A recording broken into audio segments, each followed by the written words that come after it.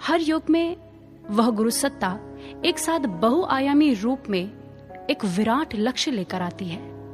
शास्त्र भी कहते हैं, यद्वत् सहरणं किरणः प्रकाशको निचित तिमिर मग्नस्य।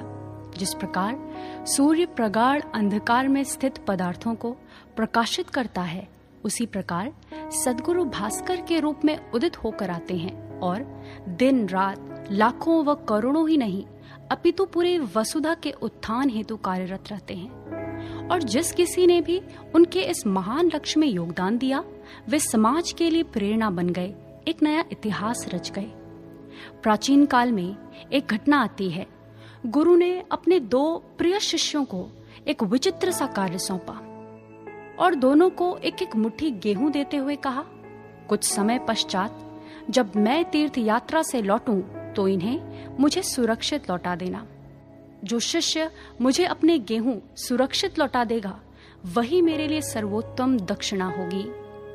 एक शिष्य ने उस एक मुट्ठी गेहूं को पोटली में बांध आलिये में सुरक्षित रख दिया और रोज उसकी पूजा करने लगा। दूसरे शिष्य ने उन बीजों को ले जा करके गुरुकुल के पीछे मैदान में बो दिया। समय बीता। गुरु ने लौटते ही अपने दिए गेहूं वापस मांगे। पहले शिष्य ने आलिये में रखी पोटली गुरु को सौंप दी।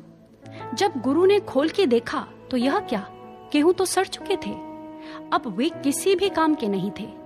दूसरे शिष्य को पूछा तो उसने गुरु को आश्रम के पीछे मैदान में ले जाकर कहा, गुरुदेव, यह जो लहलहाती फसल देख रहे हैं, यही आपकी एक मुट्ठी गेहूं है। लहलहाती फसल को देखकर गुरु का चित्त प्रसन्न हो गया और कहने लगे, जो शिष्य अपने गुरु के ज्ञान व आदर्शों को समाज में फैलाता है, बांटता है, वही मेरे लिए मेरे शिष्य की सर्वश्रेष्ठ दक्षिणा है। मूलतः गुरु के लक्ष्य में अपना पूर्ण सहयोग ही सर्वोत्तम योगदान है। एक सद्गुरु अपने शिष्यों में संभावनाओं को जन्म देते हैं, उस पर कार्य करते हैं और उसे इस सहयोग रूपी महादान के योग्य बनाते हैं। चाणक्य ने एक सामान्य से बालक को शिक्षित, दीक्षित एवं प्रशिक्षित किया, उसका निर्माण किया, उसे अखंड भारत का सरताज बनाया। तदोपरांत चंद्रगुप्त ने अपना सर्वस्व भारत व समाज के उत्कर्ष में झोंक दिया।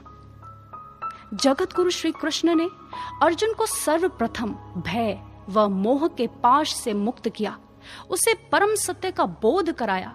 तब अर्जुन ने कटिबद्ध होकर गुरु के लक्ष्य में अपने आप को समर्पित कर दिया और महाभारत के ऐतिहासिक युद्ध में अधर्म के वक्ष पर पैर रख धर्म का परचम फहराया। रामकृष्ण परमहंस विवेकानंद जी से कहा करते थे, नरेंद्र, तूने मुझे खरीद लिया, जो कुछ भी मेरे पास था उसे मैं तुझे सौंप चुका हूं, अब इसे लेकर बैठ मत जाना, विश्व भर में इसका प्रचार प्रसार करना। और आज तक वर्ल्ड पार्लियामेंट ऑफ रिलीजन की गूंज विश्व भर में सुनाई देती है। कहते हैं ना, greater the sacrifice the more glory surmounts it. जितना बड़ा त्याग होगा, उतने ही वेग से लक्ष्य की भी प्राप्ति होगी। और ऐसे ही एक दुर्लभ युग प्रवर्तक दिव्य व्यक्तित्व हैं सद्गुरु श्री आशुतोष महाराज जी, जिनके संसर्ग में सुषुप्ति जागृति में रूपांतरित हुए बिना रह नहीं सकती। He is such an epoch-setting divine visionary, having a massive and blissful vision of self-awakening to global peace. एक ऐसी महान विभूति जो आत्म जागृति से विश्व शांति के महान लक्ष्य को पूर्ण करने के लिए दृढ़ संकल्पित हैं। सज्जनों, आज हम भी गुरु के महान लक्ष्य के मेहमान नहीं, मेजबान हैं। विश्व शांति के इस महायज्ञ के दर्शक नहीं, यजमान हैं। और यजमान ही क्यों, यथेष्ट आहुति हैं।